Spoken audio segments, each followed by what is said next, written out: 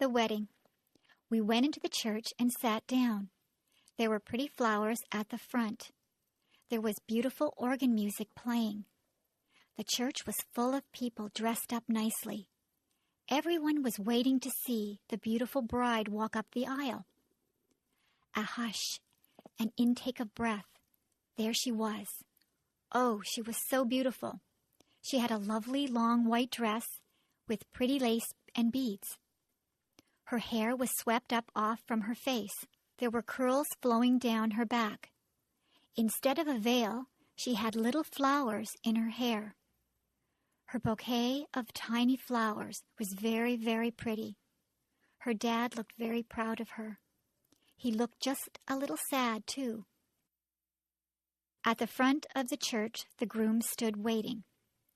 He had a beautiful, tender smile on his face.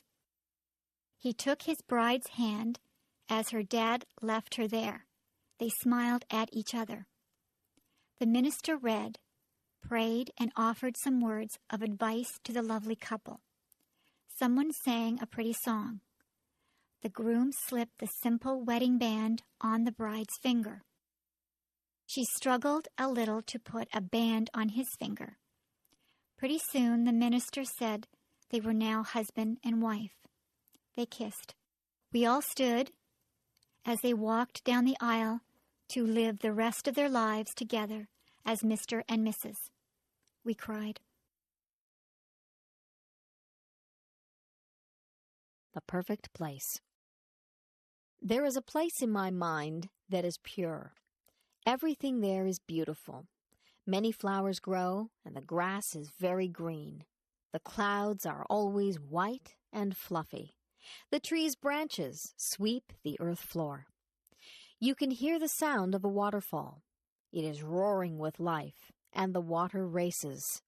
A bird calls in the distance, and as you listen, the sound gets closer. A flapping quite near makes me turn and look. A great, magnificent eagle flies over my head. The strength I see in his powerful wings amazes me. I am never thirsty or hungry. I live off the beauty that surrounds me in this perfect place. I walk on trails that lead me to breathtaking places. The beach is my favorite spot to end up. The sand between my toes is soft and cool. I love to lie down on the sand. I watch the sun go down. Sometimes the sun is a brilliant orange. The world seems like it is on fire. Waves lull me to sleep. The seagulls wake me up. In this perfect place, I have learned so much. The animals and their homes are so precious. I have learned to respect the animals. They were here first. The sounds, smells, and sights are too perfect and full of life. There is no war here, no anger or stress. I don't have to worry about pollution or destruction. My perfect world exists only in my head. Maybe if we all work hard, my fantasy can become real. Visiting the zoo. When I was a kid, I always enjoyed visiting the zoo. My family lived far away from the zoo, so we didn't go there very often. But whenever we went to the zoo, I always had a fun and interesting time. Some of the animals were very large. Of course, the elephants were huge, and they had such an unusual appearance, with their big ears and their long trunk and tusks. The giraffes were very tall, with long necks that reached high into the trees. Some of my favorite animals were big cats. The lions looked very powerful, with their big teeth and paws.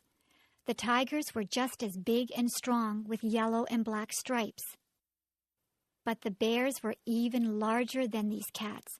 The polar bears, with their bright white fur, liked to swim through the water. The grizzly bears had brown fur and liked to roam around on land. The animals from Australia seemed very unusual. The kangaroos, with their strong legs and long tail, could jump great distances across the ground. The baby kangaroo could go inside its mother's pouch. Another Australian animal, the koala bear, crawled slowly in the trees where it ate leaves. The monkeys and apes were also very interesting. In many ways, they reminded me of people. Some of the monkeys were very small. They could use their arms, legs, and tail to swing through the trees.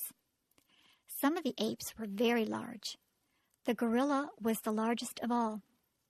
Sometimes a big gorilla would stand up and pound his fists on his chest. To see all the animals at the zoo took almost a whole day. By the end of the day, I was very tired from walking around. But I was also very happy to see all the amazing animals from places around the world.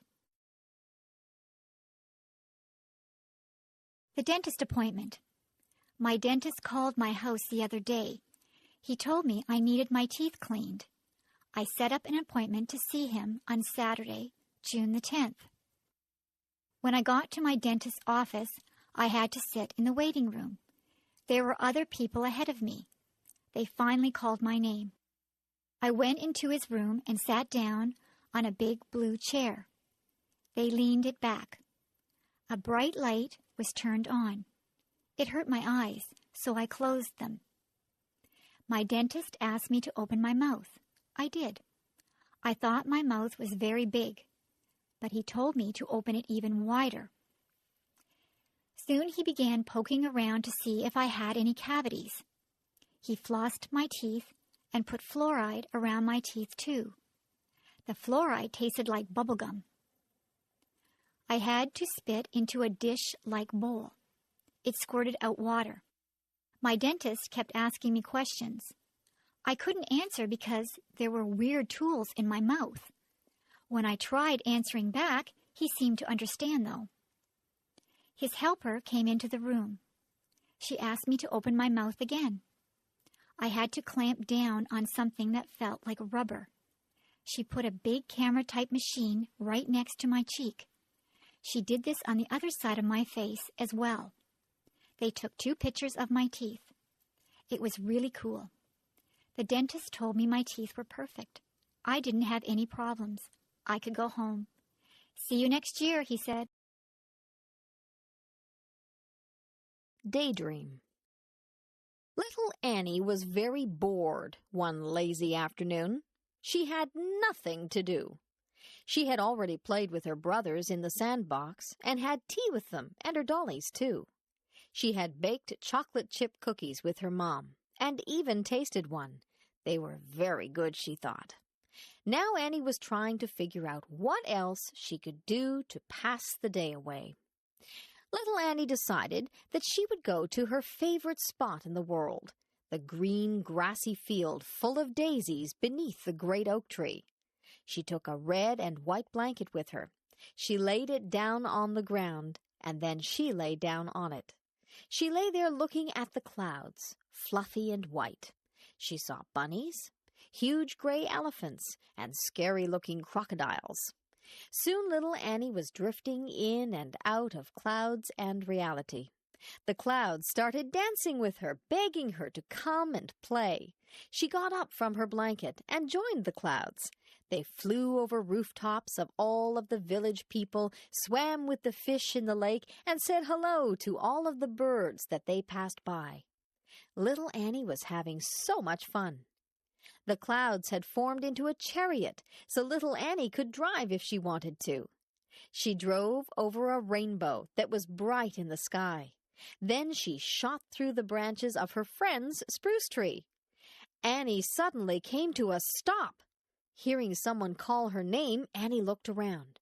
She blinked once, twice, and finally everything came into focus. Her brother was tugging at her leg, wondering why she was staring into outer space with a big grin on her face. "Oh," little Annie said, not really knowing that she had been sitting there all along.